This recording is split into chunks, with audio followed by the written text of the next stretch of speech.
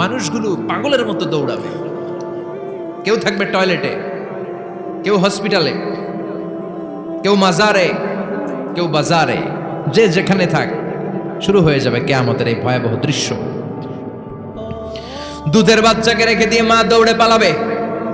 দুধের বাচ্চা রেখে মা কোথাও যায়? কলিজার টুকরা এটা, দুধের বাচ্চা, এটারে ফেলে মা কোথাও যায় না। কিন্তু কিয়ামতের এই ঝাঁকুনির দৃশ্য দেখে আল কারিয়া মাল ওমা আদরাকা মাল, এই দৃশ্য দেখে দুধের বাচ্চারে রেখে মা দিবে দৌড়। অনেক গর্ভবতী মহিলা থাকবে এই কিয়ামতের সময়ে, যাদের পেটের ভেতরে 2 মাসের বাচ্চা, 3 মাসের বাচ্চা, অপরিপক্ক অপরিণত, বাচ্চাটা এখনো বড় হয় নাই, কোনো বাচ্চার হাত পা এখনো হয় নাই। কিয়ামতের এই ভয়ঙ্কর দৃশ্যটা দেখে জায়গার মধ্যে 3 মাসের অপরিণত বাচ্চাটা ডেলিভারি হয়ে যাবে। আল কারিয়া মাল কারিয়া ওমা আদরাকা মাল। পৃথিবীর যখন এরকম দৃশ্য, আল্লাহ তাআলা ইসরাফিলকে বলবেন, ইসরাফিল তোর তো 3টা ফুৎকার দেওয়ার দায়িত্ব ছিল, দিয়েছে কয়টা? চিল্লায় বলেন কয়টা? এবার আল্লাহ বলবেন এবার দ্বিতীয় ফুৎকার দে।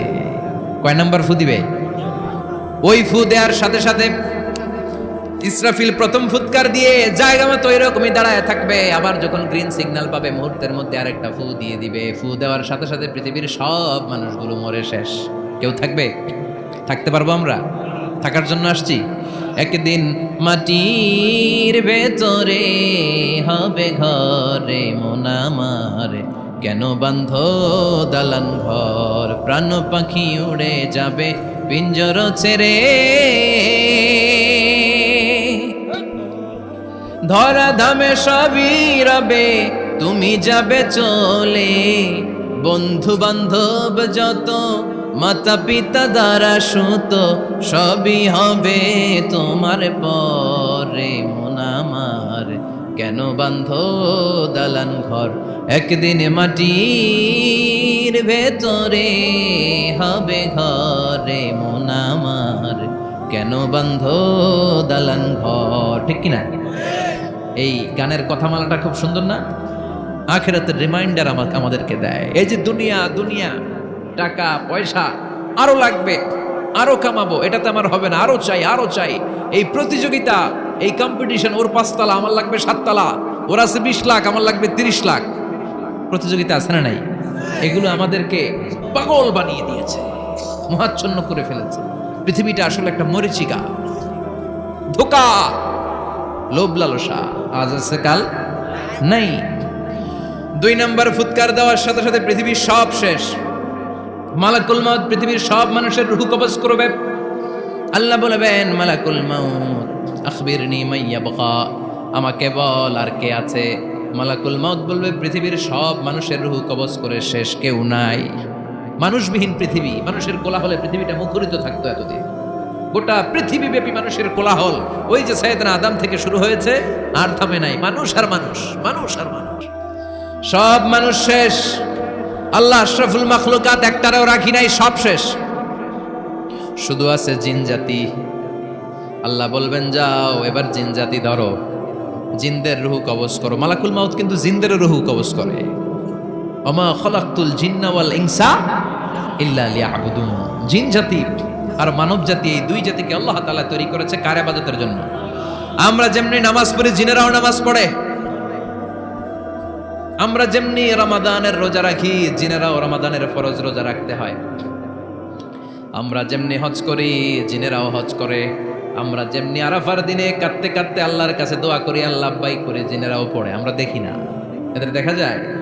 দেখা যায় না। জিসমুন নারিয়ুন, আগুনের তৈরি ওদের দেহ। ইয়াতাশাক্কালু বিআশকালিন মুখতালিফা, বিভিন্ন কালার ধারণ করতে পারে, বিভিন্ন রং ধারণ করতে পারে। জিনের সংজ্ঞা হচ্ছে জিসমুন নারিয়ুন ইয়াতাশাক্কালু বিআশকালিন মুখতালিফা, আগুনের তৈরি এক সৃষ্টি। বিভিন্ন সূরত তারা নিতে পারে, মানুষের সূরত নিতে পারে, প্রাণীর সূরত নিতে পারে। ঠিক কি না? মালাকুল মাউত জিন জাতি হত্যা করতে শুরু করবেন, রূহ কবজ করবেন। করতে করতে সব শেষ। খারাপ জিনদের সর্দার হলো ইবলিস।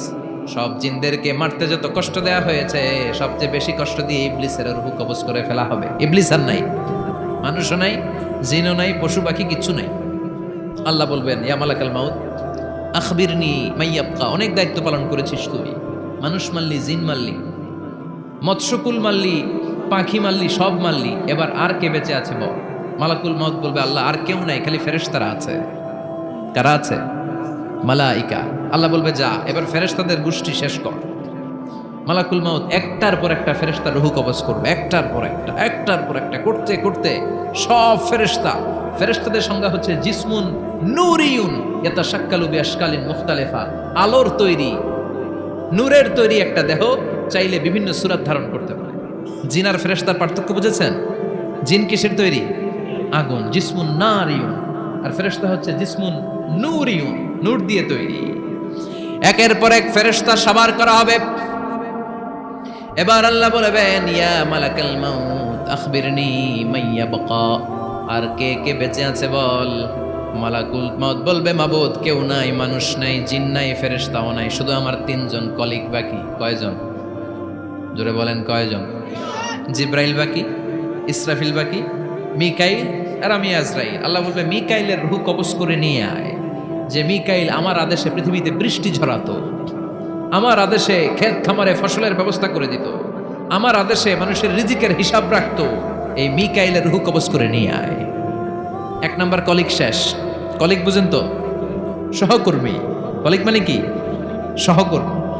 এক নাম্বার কলিগ নাই। আল্লাহ বলবে যা এবার ইসরাফিলের রূহ কবজ কর।